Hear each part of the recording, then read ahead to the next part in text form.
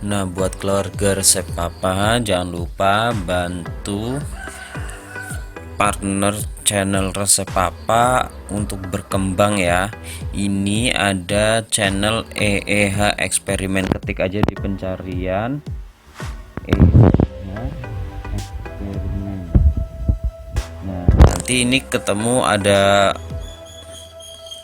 saran atau kata kata apa saran penelusuran, ketik aja atau telusuri EEH eksperimen. Nah, ketemu di sini. Ini channelnya, teman-teman subscribe dan ikuti videonya. Di sini banyak sekali edukasi, eksperimen dan hiburan tentang kehidupan atau keseharian kita. Nah, ini kita bisa lihat ini mikroorganisme dari ragi atau roti berjamur, Yakult, dan masih banyak lagi nanti videonya yang menarik-menarik. Nah, jangan lupa bantu channel resep papa untuk mengembangkan partnernya yaitu EEH eksperimen dengan cara subscribe dan aktifkan notifikasinya.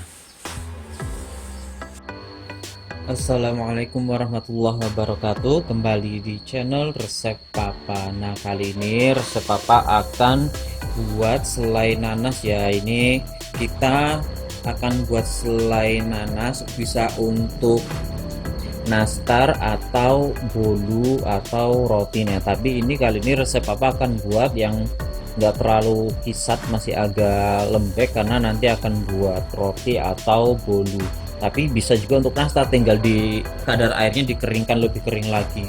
Nah, yang spesialnya juga di sini kita akan coba membandingkan. Ini ada dua versi ya, nanas itu dengan yang pakai matanya, mata nanasnya, jadi nggak dibuang.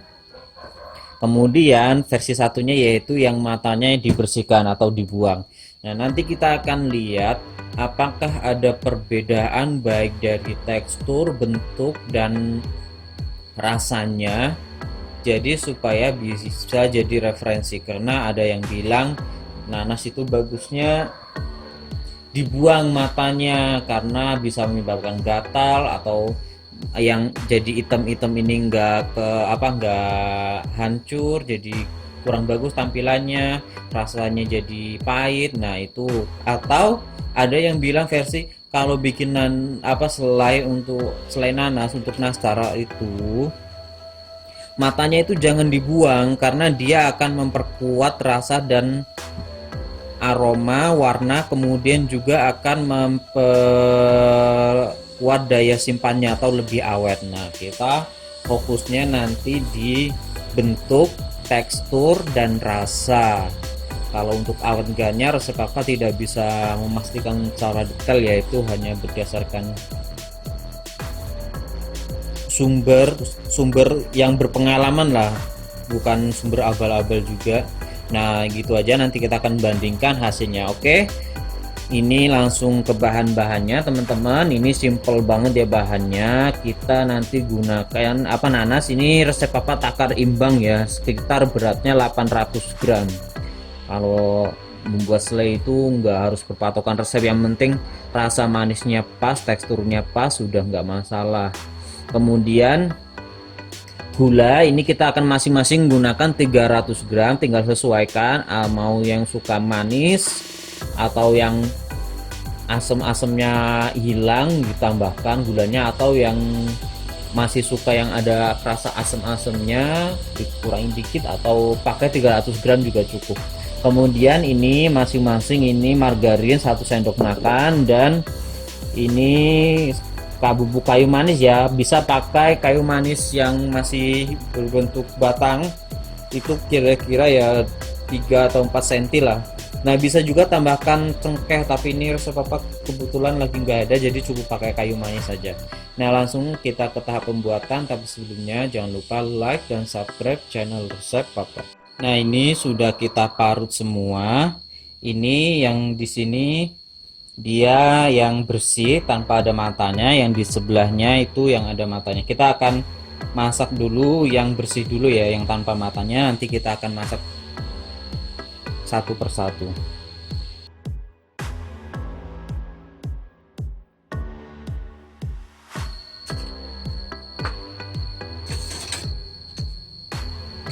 Nah, ini kita sudah masukkan nanas yang diparutnya, kita masak hingga airnya kisat ya, istilahnya sudah mulai menyusut, baru kita masukkan gula, kayu manis, dan margarinnya.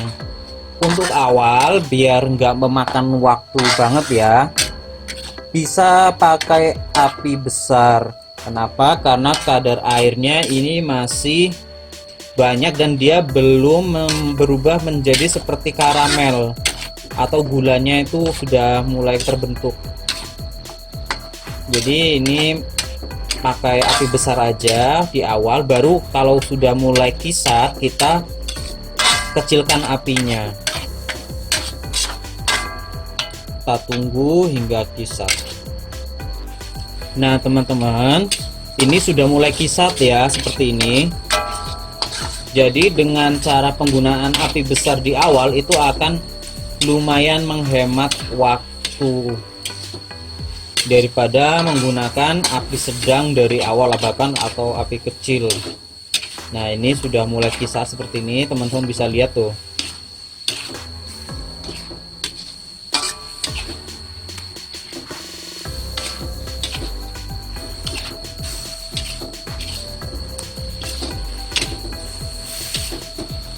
Nah seperti ini, kita matikan ya, matikan dulu.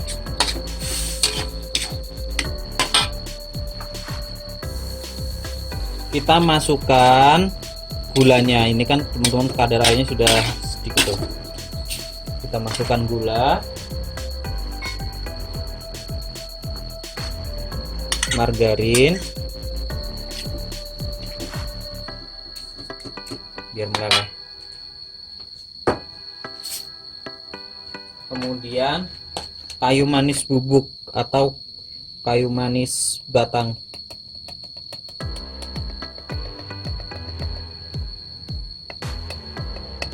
Sedikit saja ya, ini sendok makan, seujung sendok makan ini.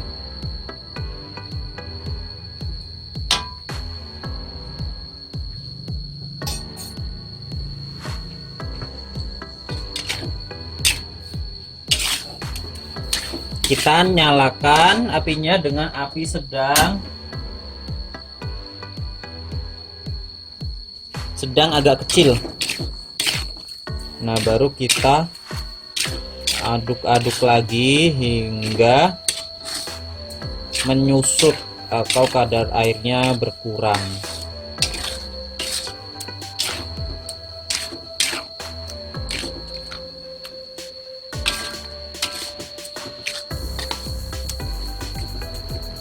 Kalau teman-teman pakai kayu manis yang batang, bisa ditambahkan di awal, nggak apa-apa ya. Nih setelah ditambahkan gula dan kayu manis itu tampilannya sudah beda ya dari tadi. Ini sudah mulai agak kecoklatan.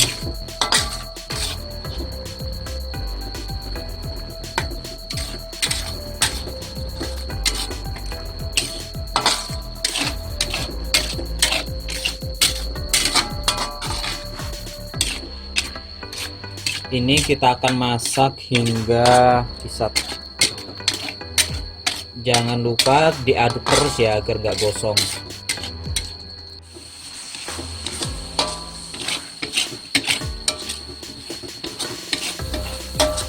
Nah teman-teman, ini kalau teman-teman mau membuat selai nanas untuk isian misal yang teksturnya creamy, ini segini ini sudah bisa ya, sudah matang, sudah siap ya. Contoh teman-teman bisa mau untuk isian bomboloni, kemudian roti bakar, atau untuk olesan ketika makan roti tawar. Pokoknya selai yang teksturnya creamy lah, yang masih enggak kisat. Nah ini seperti ini sudah cukup ini. Nah dan ini kalau disimpan kulkas pun ini awet, bisa sebulan itu masih bagus. Jadi dia sudah jadi selai tapi masih creamy teksturnya tuh. Segini aja cukup. Kalau mau untuk isian lapisan bolu nanas itu agak dikeringkan lagi, tapi nggak sampai sekering nastar, karena kalau sampai sekering nastar nanti susah ngolesinya.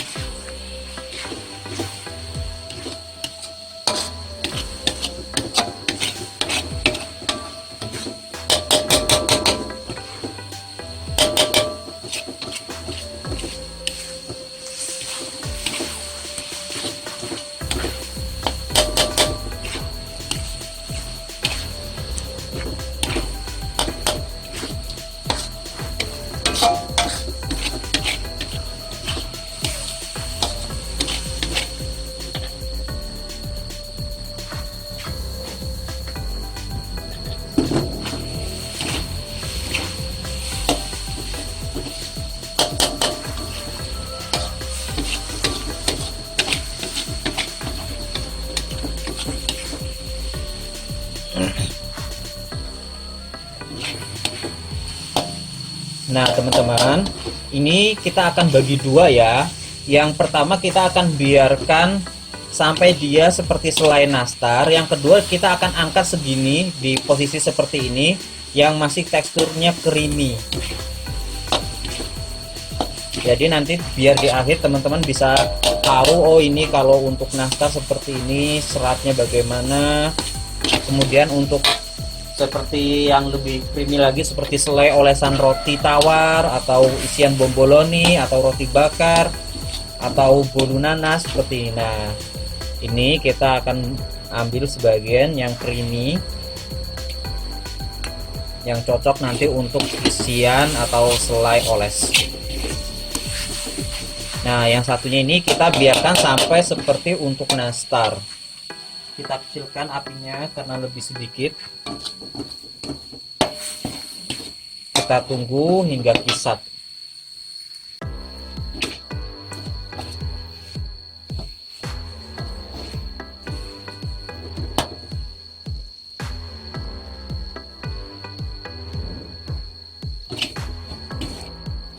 Nah seperti ini hampir selesai ya teman-teman ya.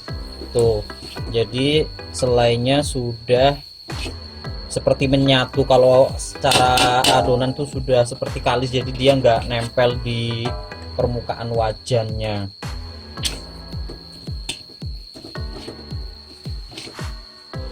Tapi tetap juga sesuai selera teman-teman ya, mau lebih kering atau enggak. Karena ketika selai ini mendingin dia akan lebih ngeras. Jadi kalau kita masaknya sampai jadi keras banget, nanti kalau setelah dingin malah kurang bagus. Nah ini seratnya juga sudah terbentuk tuh.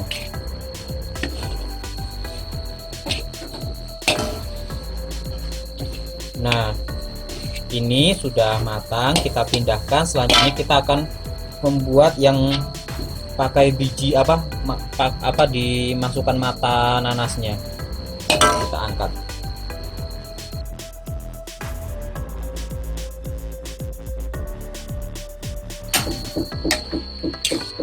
Nah teman-teman, kalau ini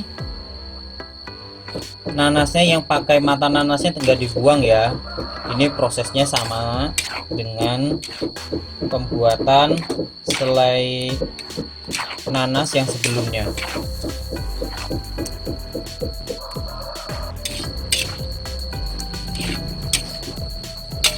Nah teman-teman, ini sudah kisat ya kadar airnya. Kita matikan dulu. Kita masukkan gula,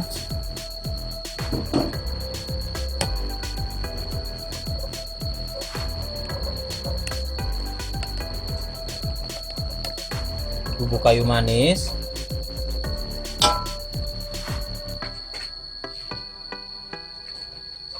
dan margarinnya.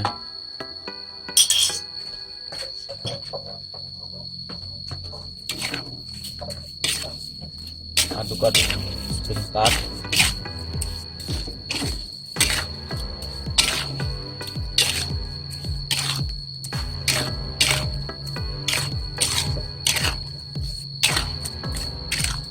Kita masak lagi hingga matang.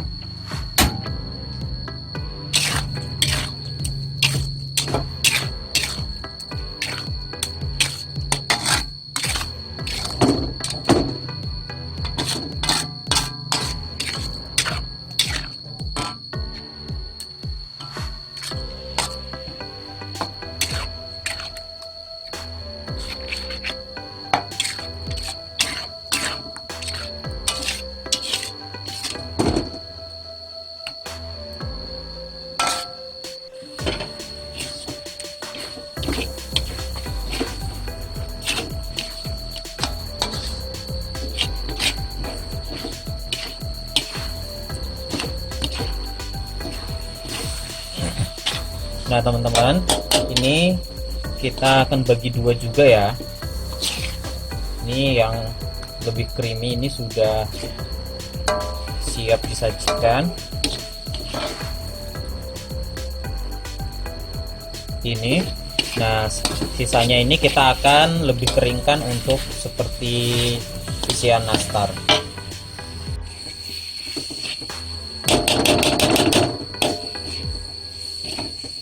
Nah teman-teman, ini yang untuk nastar ini sudah siap, sudah matang. Ini kita matikan, kita pindahkan. Nah di sini ya. Nah selanjutnya kita tunggu ini dinginkan. Setelah itu kita akan compare atau kita tes perbandingan.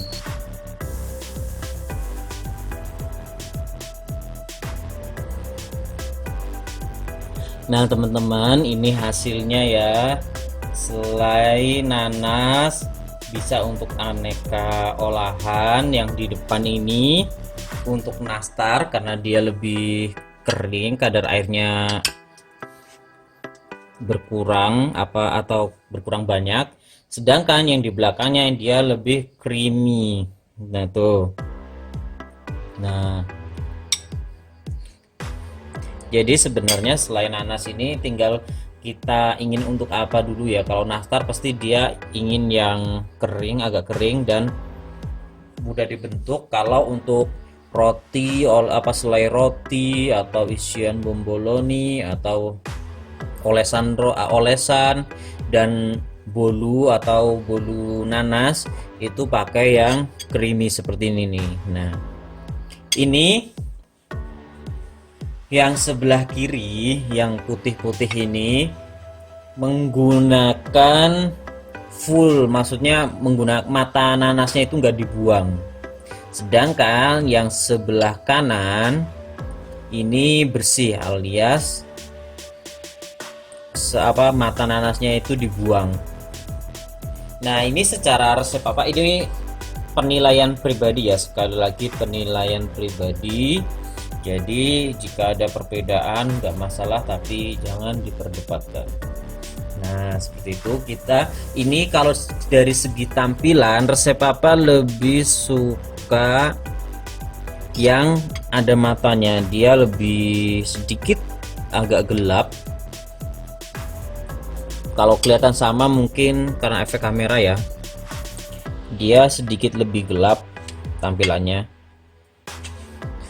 Kemudian kalau yang bersih dia lebih kuningnya lebih muda, coklat muda lah. Itu dari segi tampilan. Kemudian kita lihat seratnya ya.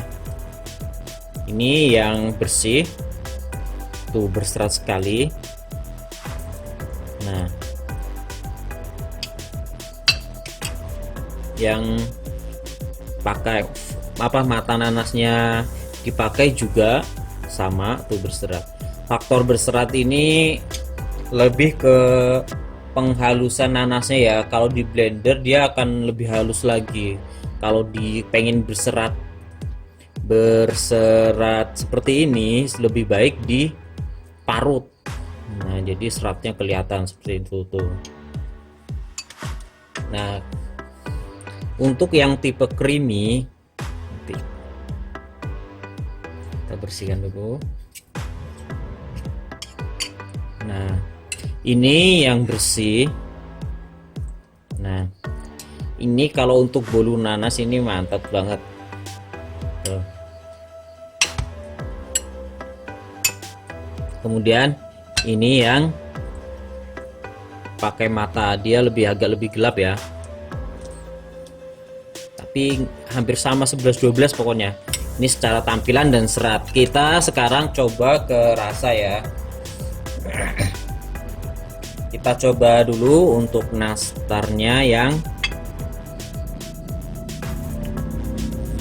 bersih atau tanpa mata nanasnya. Kita coba sebelah.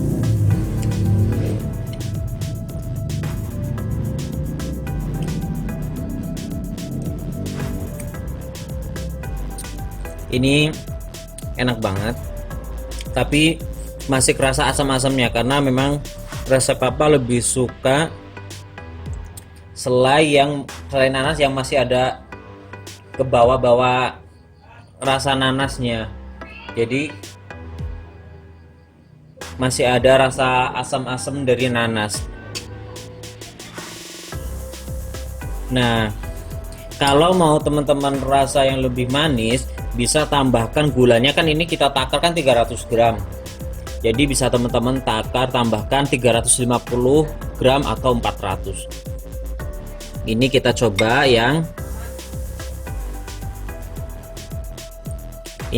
coba yang pakai mata nanasnya ini dipakai ini ya, kita coba. Bismillah.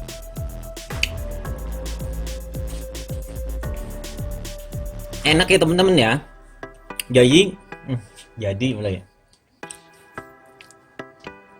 Jadi malah dia nggak terlalu manis, nggak terlalu asam, tapi masih kerasa asamnya. Kemudian aromanya itu lebih kuat kayaknya ya, beneran ada bedanya. Dan ini nggak gatel sama sekali. Jadi mitos ya kalau masih gatel pakai matanya, ini pembuktiannya, ini real, ini nggak ada rekayasa sama sekali.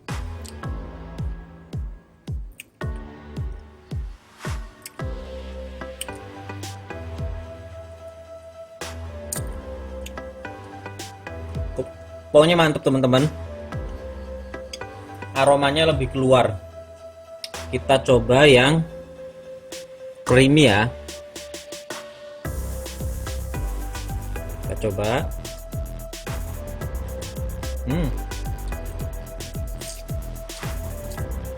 Kalau yang creamy ini masih lebih terasa asam ya, karena masih basah. Kita coba yang satunya.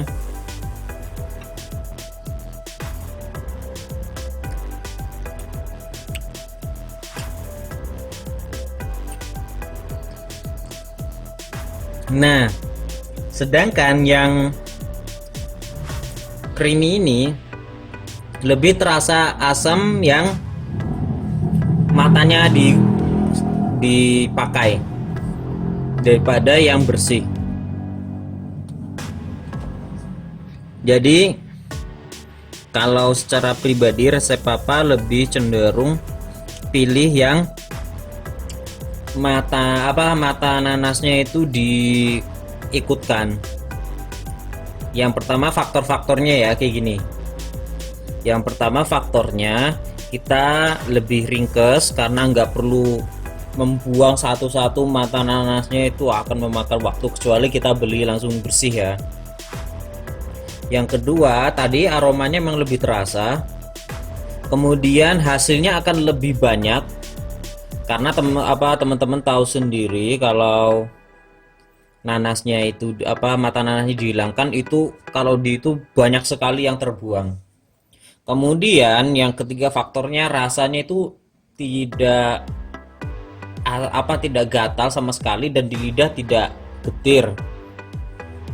Karena kemarin ada beberapa perdebatan masalah itu, yang jika pakai matanya katanya gatal. Itu tinggal kita cara pengolahnya. Tipsnya teman-teman, agar menghindari rasa gatal dari nanasnya, itu kalau pas nyuci kan setelah dibersihkan, dikupas, setelah dikupas itu nyucinya dikasih garam dulu, ditaburin garam, kemudian dikasih air sedikit, baru dibalur-balurin seperti itu. Setelah agak bersih, setelah bersih itu baru dibilas, tapi jangan direndam, nggak perlu direndam, sama seperti nyuci biasa. Itu akan mengurangi rasa gatal dari nanasnya.